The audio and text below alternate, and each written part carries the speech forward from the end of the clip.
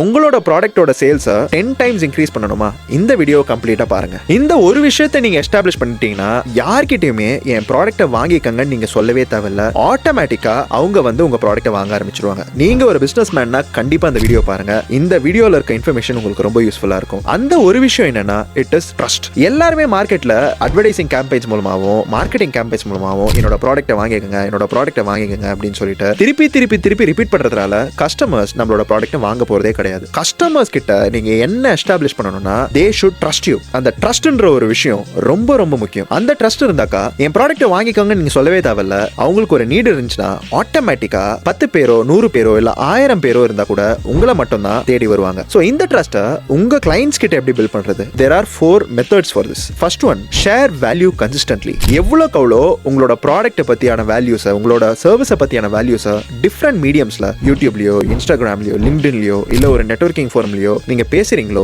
அவ்வளோக்கு அவ்வளோ அந்த வேல்யூவோட இம்பார்ட்டன்ஸ் உங்களோட கஸ்டமர்ஸ்க்கு இல்ல பொட்டன்ஷியல் கஸ்டமர்ஸ்க்கு போய் சேரும். Second thing, show your process transparently. என்னோட பிசினஸ் இப்படிதான் ஃபங்க்ஷன் ஆகுது. Say for example, you are an event planner. எப்படி ஒரு கஸ்டமர் உங்களை அப்ரோச் பண்ணதுல இருந்து கம்ப்ளீட்டா உங்களுக்கு பட்ஜெட் பிளானிங்ல இருந்து கம்ப்ளீட்டா அந்த ஈவெண்ட் எக்ஸிக்யூட் பண்ற வரைக்கும் எப்படி நீங்க சீம்லெஸ்ஸா ஒரு ஈவெண்ட்டை செஞ்சு முடிக்கிறீங்கன்றத உங்க கஸ்டமருக்கு எவ்வளவு கிளியரா சிம்பிளா உங்களால ஷோகேஸ் பண்ண முடியுதோ அவ்வளோக்கு அவ்வளோ உங்க மேல இருக்க ட்ரஸ்ட் உங்களுக்கு மல்டிஃபோல்டா இன்க்ரீஸ் ஆகும். Third thing, talk about results than futures. Say for example, ஒரு லக்ஸரி கார் செல் பண்றீங்கன்னா இந்த காருக்கு இவ்வளவு ஹார்ஸ் பவர் இருக்கு, 0 to 100 இவ்வளவு செகண்ட்ஸ்ல போகும், இதுல இவ்வளவு ஏர் பேக்ஸ் இருக்கு அப்படின்ற ஃபியூச்சர்ஸ் என்னதான் முக்கியமா இருந்தாலும் results are very very important more than the features. இந்த காரை வாங்கினா this is a status symbol for you. சொசைட்டில உங்க மேல இருக்க ரெஸ்பெக்ட் அதிகமா இன்க்ரீஸ் ஆகும். உங்களோட ஃபேமிலி கம்ஃபர்டபுளா எந்த வெக்கேஷனுக்கு வேணா போய் சேரலாம். இதெல்லாம் ரிசல்ட்ஸ் ஆர் பெனிஃபிட்ஸ். எவ்வளவுக்கு எவ்வளவு உங்களோட ப்ராடக்ட் ஆர் சர்வீஸோட ரிசல்ட்ஸ் உங்களோட கஸ்டமர்ஸ் கிட்ட பேசுறீங்களோ that also increases the trust of your customers on you. And the fourth and the most important thing is educate instead of selling. For example, நீங்க ஒரு construction ஃபீல்ட்ல இருக்கீங்க.